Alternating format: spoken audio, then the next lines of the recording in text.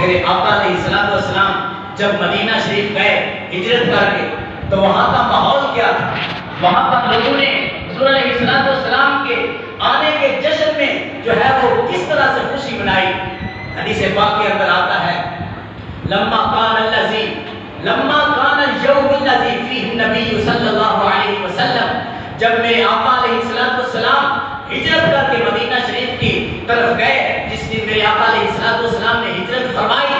تو اضاء منہا کل شیء، میرے آقا علیہ السلام کے مدینہ شریف کے اندر قدم رنجہ فرمانے کی وجہ سے پوری مدینہ کی فضا جو ہے وہ روشن و منور ہو گئی۔ میرے آقا علیہ السلام کے قدم مبارک کی وجہ سے مدینہ کو یہ برکت اور عظمت نصیب ہوئی کہ وہاں پر جو ہے وہ پوری فضا جو ہے وہ روشن و منور ہو گئی۔ دیکھیے نا، نبی بھی تو وہ ہے کہ جب پیدا ہوئے تھے تو کتب کے اندر آتا ہے کہ حضور کے آنے کی وجہ سے پوری کائنات روشن ہو گئی تھی، تو جس کے آنے سے پوری کائنات روشن ہو جائے، پھر مدینے کا شہر تو ہے ہی چھوٹا سا، پھر اس نبی کے جانے سے مدینہ شہر جو ہے وہ کیسے روشن و منور نہ ہوتا۔ میرے آقا علیہ السلام کے جانے کی وجہ سے پورا مدینہ جو ہے وہ روشن و منور ہو گیا، حضور علیہ السلام کے نور کی وجہ سے، کیونکہ نور بھی تو اتنا تھا نا کہ حضرت جابر بن سمرہ رضی اللہ تعالیٰ عنہ آپ فرماتے ہیں کہ ایک مرتبہ میں چودھری کا چاند جو ہے وہ چمک رہا تھا، تو حضور علیہ السلام سرخ حلے کے اندر ملبوس میرے آقا علیہ السلام آرام فرما رہے تھے، تو میرے آقا علیہ السلام کے غلام حضرت جابر بن سمرہ رضی اللہ تعالیٰ عنہ آپ فرماتے ہیں میں نے خیال کیا کہ آج دیکھوں تو صحیح کہ رخ بدخواہ زیادہ پیارا ہے یا چودھری کا چاند زیادہ پیارا ہے۔ تو حضرت جابر بن سمرہ رضی اللہ تعالیٰ عنہ آپ فرماتے ہیں حضور کے چہرے کو دیکھ کر اور چودھری کے چاند کو دیکھ کر میں نے مشاہدہ یہ کیا فَإِذَا هُوَ عِنْدِي أَحْسَنُ مِنَ الْقَمَرِ، میرے آقا علیہ السلام کا رخ بدخواہ جو ہے وہ چودھری کے چاند سے بھی زیادہ لاتے اور چمک رہا تھا، لاتے مار رہا تھا۔ اسی لیے تو کسی شاعر نے کہا کہ میں تنوار دیوا میں منوار دیوا میں تنوار دیوا میں منوار دیوا میں تنوار دیوا میں منوار دیوا مدینے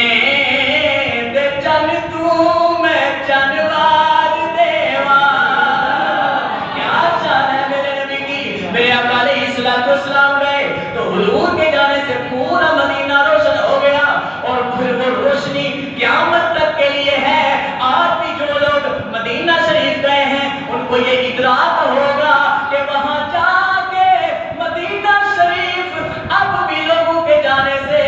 لوگوں کے ظاہر کو بھی روشن کر دیتا ہے، لوگوں کے باطن کو بھی روشن کر دیتا ہے۔ یہ شان اور عظمت ہے مدینہ شریف کی۔ تو میرے آقا علیہ السلام کا وہ مدینہ کیسے لوگوں کو روشن کرتا ہے، سنیے حدیث پاک۔ جاء اعرابی الی النبی صلی اللہ علیہ وسلم، میرے آقا علیہ السلام کی بارگاہ ناز کے اندر ایک اعرابی، ایک بدو آیا، تو اس نے فبایعہ علی الاسلام، اس نے اسلام پر بیعت کی، تو بیعت کر کے چلا گیا۔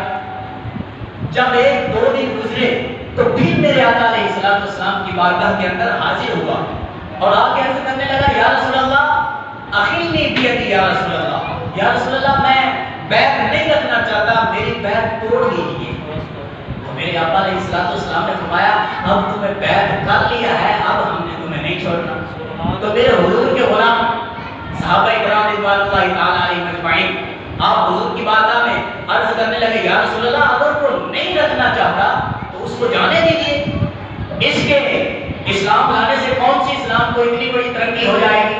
تو میرے آقا علیہ السلام نے فرمایا میں اسے چھوڑ تو دوں لیکن اسے پتہ نہیں کہ اسے بخار ہوا کیوں ہے، اس کو بخار ہو گیا۔ تو اس نے اس لیے آ کے کہا کہ میں بیعت توڑنا چاہتا ہوں۔ تو میرے آقا علیہ السلام نے فرمایا میں اس کو چھوڑوں تو صحیح لیکن اس بیچارے کو پتہ نہیں کہ اسے بخار ہوا کس وجہ سے ہے۔ حضور کے صحابہ نے عرض کی یا رسول اللہ اسے کیوں بخار ہوا ہے، کیا وجہ ہے؟ تو میرے آقا علیہ السلام نے فرمایا المدینہ کالکیر تنفی خبثھا وتصنع طیبھا۔ حضور نے فرمایا میرے غلاموں، یہ میرا مدینہ جو ہے یہ بھٹی کی مانند ہے، جس طرح بھٹی کے اندر جو ہے وہ لوہا آئے وہ اس کو گلا کے جو ہے وہ اس کے اندر موجود میل کچیل اور ثقافت کو دور کر کے اس کو صاف کر دیتی ہے، اسی طرح میرا مدینہ جو ہے وہ ایمان لانے والوں کے اندر سے کفر کا گند نکال کے ان کے اندر نور ایمان جو ہے وہ داخل فرما دیتا ہے۔ اس لیے اسے بخار ہو گیا ہے کہ یہ مدینے کی بھٹی جو ہے اس کے دل کے اندر سے جو ہے وہ کفر کا زنگ نکال رہی ہے اور نور ایمان داخل کر رہی ہے۔ تو جب اس کے اندر ایمان داخل ہو رہا ہے تو پھر میں اسے کیسے چھوڑ دوں؟ میرے آقا علیہ السلام کا مدینہ جو ہے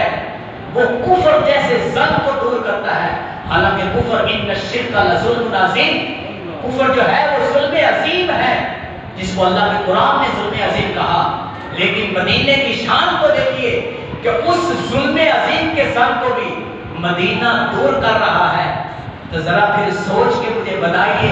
کہ اگر آج کوئی حضور کا گناہگار امتی میرے آقا کی بارگاہ میں چلا جائے تو کیا اس کے گناہ نہیں دھلیں گے؟ اس کے گناہ، اگر کفر جیسا عظیم گناہ مدینہ دھو سکتا ہے، صاف کر سکتا ہے، تو ہمارے گناہ کیا چیز ہیں؟ میرے آقا علیہ السلام کی بارگاہ ناز کے اندر ایک حضور کا جب وصال ہوا نا تو تین بار ایک اعرابی آیا، اس نے صحابہ اکرام سے پوچھا کہ میں نے حضور نبی کریم علیہ السلام سے ملنا ہے۔ تو صحابہ اکرام میرے آقا کے غلام جن کو حضور کو دیکھے بغیر چین نہیں ملتا تھا، جب اس اعرابی کی بات سنی تو حضرت صحابہ اکرام کی آنکھوں سے آنسو جاری ہو گئے اور کہنے لگے ٹر گئے یاری محبتاں والے تے نالے لے گئے ہاتھ سے، اور دل نہیں لگتا یار محمد ان جائے لے جا چکے تھے اور صحابہ غم میں نڈھال تھے۔ تو انہوں نے کہا حضور تو 3 دن سے وصال فرما چکے ہیں۔ وہ جلدی سے حضور علیہ السلام کے مزار پرانوار پہ گیا اور وہاں جا کے حضور کی قبر انور کے ساتھ جو ہے وہ لپٹ گیا اور میرے آقا علیہ السلام کی بارگاہ میں عرض کرنے لگا یا رسول اللہ میں ایسے تو نہیں آیا تھا، میں تو اللہ کا قرآن پڑھ کے آیا تھا۔ اللہ نے قرآن مجید کے اندر فرمایا ہے وَلَوْ أَنَّهُمْ إِذْ ظَلَمُوا أَنفُسَهُمْ جَاءُوكَ فَاسْتَغْفَرُوا اللَّهَ وَاسْتَغْفَرَ لَهُمُ الرَّسُولُ لَوَجَدُوا اللَّهَ تَوَّابًا رَحِيمًا، کہ اگر وہ اپنی جانوں پر ظلم کر لیں تو اے حبیب آپ کے دروازے پہ آ جائیں، اگر آپ سفارش کر دیں تو وہ اللہ کو تواب اور رحیم بھی پا لیں گے۔ یا رسول اللہ میں تو بڑا پاپی مجرم اور گناہوں سے لدا ہوا تھا، میں تو آپ کی بارگاہ کے اندر اپنے گناہوں کی معافی مانگنے کے لیے آیا تھا، یا رسول اللہ اب میرا کیا بنے گا؟ تو جب اس نے حضور کے روضہ انور پر یہ دعا کی تو میرے آقا علیہ سنیے میرے آقا علیہ السلام کہ روضہ انور سے یہ آواز آئی قد غفر لک، اور میرے دربار پہ آنے والے، میری قبر پہ میری مزار پہ آنے والے جا اللہ تبارک و تعالیٰ نے تیری بخشش فرما دی۔ کیا شان ہے میرے نبی کے مدینے کی۔ اللہ تبارک و تعالیٰ ہمیں جو ہے وہ حضور کے سبزے گنبد کی بار بار زیارت کرنے کی سعادت عطا فرمائے۔ وما توفیق